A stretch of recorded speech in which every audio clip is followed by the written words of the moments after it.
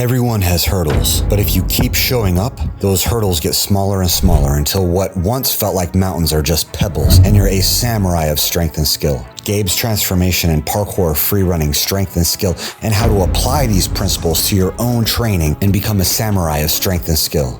Often, people come to training with hurdles that seem insurmountable. Age, injuries, surgeries, and problems that seem so great you can't get over them. But then you do. Transformation stories such as those are bread and butter. But what about those obstacles that seem so small? So small, in fact, that they secretly stop a person in their tracks and keep them from ever even trying, let alone achieving their true potential. Coordination, balance, kinesthetic dyslexia, proportions. It's those sneaky little buggers that can get in there and wreak havoc over the long term on self-esteem and confidence. People think it's just their genetics or that they're not good enough, and then they let that become part of how they speak and act, and then that becomes their life, but it's not even close to the truth. Swing your arms higher and harder. Swing them harder. If you keep showing up like Gabe did, you'll make monumental progress in not only your training, but in all of life. Whatever your goal, realize this: as hard as you think it will be, it'll actually be 10 times harder. It doesn't matter if you're a kid, teen, or adult. Age doesn't matter. Everyone is going to have roadblocks. I know Gabe very well after seeing him train and coaching him for around 8 years. He was one of the first round of Duffies at our facility. He, his older brother Sean, and his older sister Georgia were some of our first students. Sean was a natural in strength and power moves, though he had to put in the work too. Georgia has become the highest level circ athlete and performer at our facility, at level 9, performing multiple times and featured in many videos. And then there was Gabe, younger than 2, and older than 4 other siblings, so almost smack dab in the middle, trying to keep up with his older teenage brother and sister. Add on top of that the physiological obstacles unique to each and every human being. Some people might have acetabular impingement and 5 hip surgeries like Vinny. Others might have had a broken back like Matt. For Gabe, we spent years working through strength development on a frame that was constantly outpacing in upper body length, as well as training coordination and aerial awareness, where his body constantly fought to twist and go the opposite direction his mind attempted to steer it. Plus low back issues that seemed to run in his family. So many sessions of frustration, so many hours of work just as a youngster, trying to level up, and sometimes without any noticeable progress. I think we've all been at similar points of frustration. I'll have one more rep, but it's a lot different when you're trying to force yourself to go backwards and fly in the air and not be able to see the floor. Internal questions. Why can't I get this? Why won't my body cooperate? Why is this so hard for me?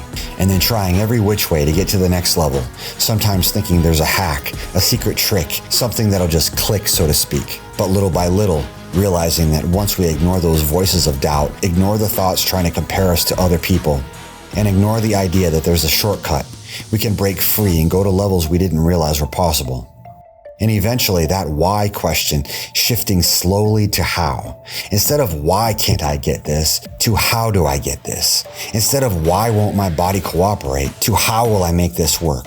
Instead of why is this so hard for me, to I'm ready for the hard work. Gabe got back levers and muscle ups pretty quick when he was younger, but then he grew, and there was a struggle for, I have to say, it must have been several years of fighting to regain that strength. And then the first massive round off backflip, and then the gainers, and the flips from all angles. That's the first step, turning why into how. But it takes 10 times more work than you realize. And Gabe started to realize this and put in that work. A little more here, a little more there. And eventually he started making eyebrows raise, not mistaking videos or hacks or secret tricks for solutions, but implementing the coaching and making it happen. But make no mistake, just turning the why into a how and being ready for the hard work doesn't actually get the job done. You actually have to show up. Life is filled with unpredictability. As adults, we often get to make the call, create the schedule, and live as we choose. For kids, that's not the case. And for kids of large families, it's even harder. Sometimes we wouldn't see Gabe for weeks or months. It's just the nature of life. There's events, travel, things going on. I think this is true for just about everybody. Vinny is notorious for being MIA for 6 weeks at a time, going to a board game convention or Tahiti. Gabe would be out in the woods for what seemed like ages with trail life for his church. As he re-emerged from the wilderness, we'd have to start a few steps back. As he advanced through his hard work, the realization occurred that he could actually learn all the skills to become a level 10 and free run element of Powerbatics. He realized he could do it, but he'd get a skill, then lose it in the woods, then regain strength. Then his strength would go on vacation. That's life, filled with various directions. But one day we had a conversation. Do you want to get to level 10? If so, you're going to have to really commit to the volume of training that's necessary. We let beginners come in for 2 or 3 days a week. That'll be good to get to about level 1, 2, maybe even level 3.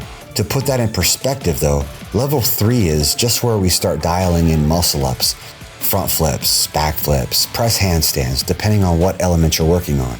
And then I told him that people can get away with maybe 3 days a week for level 4 and 5. But if you don't increase the volume of training, you'll get stuck at those levels. Kids at the gym, adults online, it's all the same. Your health and strength is like learning a language. Full immersion is necessary. It's like brushing your teeth. How many days a week do you do that? Just once or twice? Same goes for your training. Eventually, you want to get up to 5 days a week. And the way we train a 90-minute block is back-to-back work, not a bunch of downtime or chit-chat, basically resting while walking to the next element. Beginners online sometimes start with 30 or 45-minute sessions, but 90s are necessary to really make progress towards mastery. And sometimes athletes even double up, so that's 3 hours a day, 4 or 5 days a week. It doesn't need to be forever, but for certain periods of time to make breakthroughs, it's extraordinarily advantageous. It's almost treating it like a job. But that's what Gabe started to wrap his head around. And when he began implementing, he started to see a massive difference. Flips started locking in, stances, transitions, and speed of katas dramatically improved.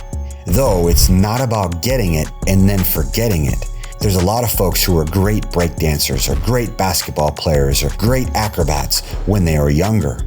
But now they're old, fat, and retired, and they're only 25. The key is to keep showing up even when you become a samurai. There was a little joke we told Gabe that now that he got his letter inviting him to test, we wouldn't see him again. However, he showed up the very next day for test prep and then the test. And he did absolutely awesome for his test on the final Friday of the month.